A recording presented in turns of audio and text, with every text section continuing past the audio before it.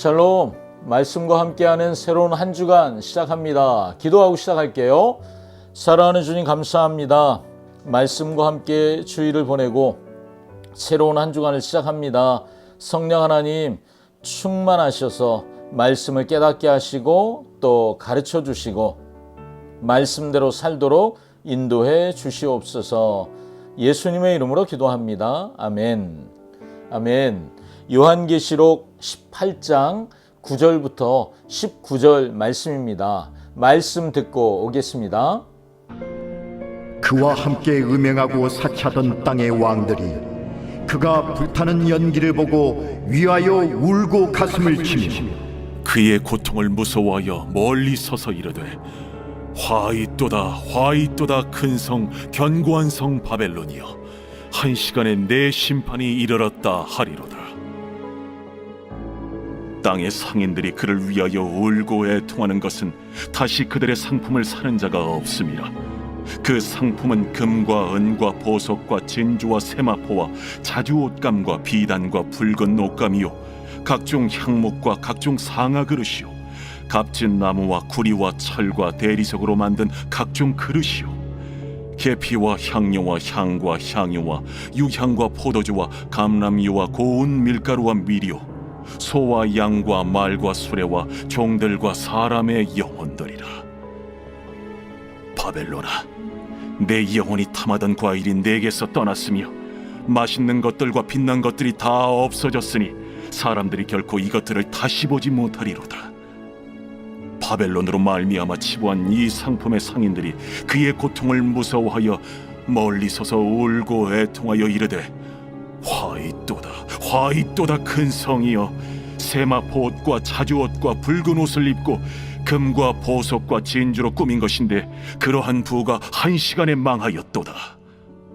모든 선장과 각처를 다니는 선객들과 선원들과 바다에서 일하는 자들이 멀리 서서 그가 불타는 연기를 보고 외쳐 이르되 이 큰 성과 같은 성이 어디 있느냐 하며 티끌을 자기 머리에 뿌리고 울며 애통하여 외쳐 이르되 화이또다 화이또다 이 큰 성이여 바다에서 배부리는 모든 자들이 너의 보배로운 상품으로 치부하였더니 한 시간에 망하였도다.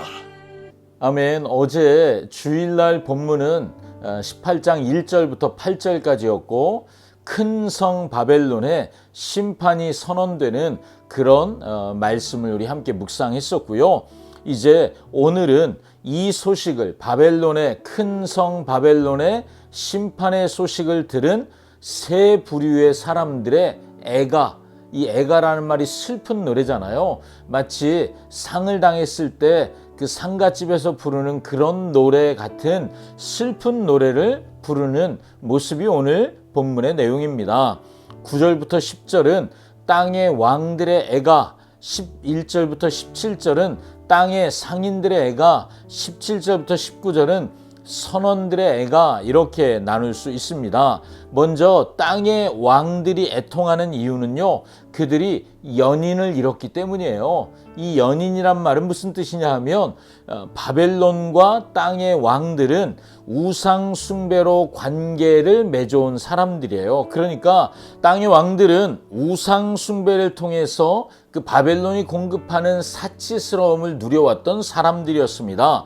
그런데 그들이 바벨론의 이 불타는 연기를 보았다는 거예요. 그것이 그들을 절망하게 하고 있습니다. 왜요? 더 이상 사치스럽게 살 수 없다는 거죠.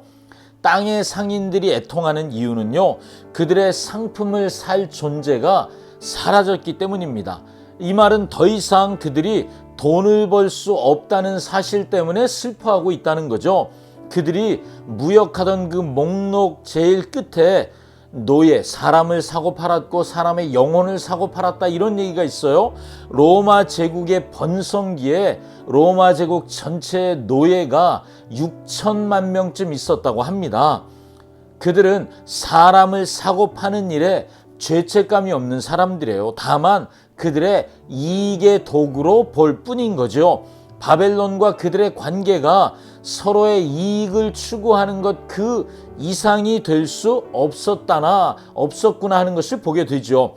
땅의 선원들이 애통하는 이유도 마찬가지입니다. 그들이 이제 더 이상 무역할 사람이 없다는 것이 그들을 애통하게 만드는 거예요. 더 이상 이제 이익을 볼 일이 없다는 거죠. 이 바벨론의 멸망을 바라보며 부르는 이 애가의 내용이 바벨론의 멸망을 슬퍼하는 것이라기보다는 더 이상 바벨론과 거래할 수 없는 상인들의 슬픈 노래처럼 들립니다. 이제 돈 벌 일 사라졌구나. 이제 우리는 어디서 돈을 버나, 이런 노래처럼 들리는 거예요. 바벨론에 존재하는 그 관계가 철저하게 물질주의에 입각한 관계라는 걸 보게 되는 거죠.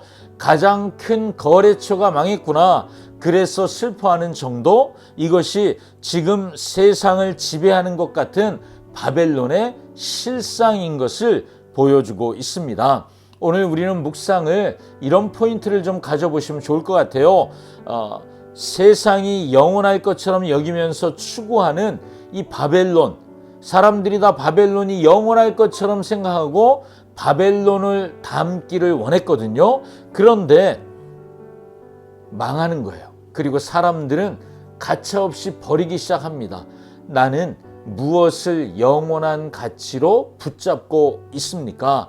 내 삶의 뿌리가 돈이나 명예나 사람에 가 있지는 않습니까? 하나님 나라에 정말 내 영원한 가치가 있습니까? 애매한 관계로는 하나님 나라에 속할 수 없습니다. 세상과 적당한 관계를 유지하며 하나님 나라에 속할 수 없다는 거죠. 우리는 정확한 소속의 전환이 일어나야 합니다. 나는 하나님 나라의 시민권을 가진 사람으로서 나의 소속을 딱 옮기고 살고 있습니까? 아직도 바벨론의 소속을 두고 어정쩡한 관계 속에서 살고 있지는 않습니까? 세상의 악과 세상의 불의의 그 불의가 영원히 번영할 것처럼 보이잖아요. 여러분, 이 세상이 망할 것 같습니까? 영원히 번영할 것처럼 보이잖아요. 그런데 오늘 요한계시록 우리에게 뭘 말해줍니까? 그것이 끝이 있다라고 말씀하고 있잖아요. 그렇다면 우리가 묵상에 이런 질문을 해야지요. 나는 정말 이 세상에 끝이 있음을 확신하고 있는가? 그걸 믿고 있는가? 눈에 보이는 번영, 또 세속의 이 모든 체제들, 이것이 순식간에 무너질 수 있다는 걸 나는 정말 믿는 사람 맞는가? 이것과 연결해서 던져야 할 질문이 또 있습니다. 하나님의 심판이, 이 심판의 이야기를 우리 계속 듣잖아요. 하나님의 심판이 나에게는 위협이 됩니까? 아니면 위로가 됩니까? 하나님의 심판 이야기를 듣는데 내 마음이 어떤가 하는 거죠. 하나님의 승리에 함께 기뻐하고 있습니까? 아니면 듣고 말고 있습니까? 그래서 이런 생각을 한번 나눠봅니다. 우리는 애가가 아닌 찬양의 자리를 선택해야 할 사람들이잖아요. 오늘 왕들도 상인들도 선원들도 애가를 부르지만 그들은 자기들의 이익이 사라졌다는 애가를 부르고 있습니다. 여러분, 세상이 망할 때 우리는 애가를 불러야 할까요? 아니면 찬양을 불러야 할까요?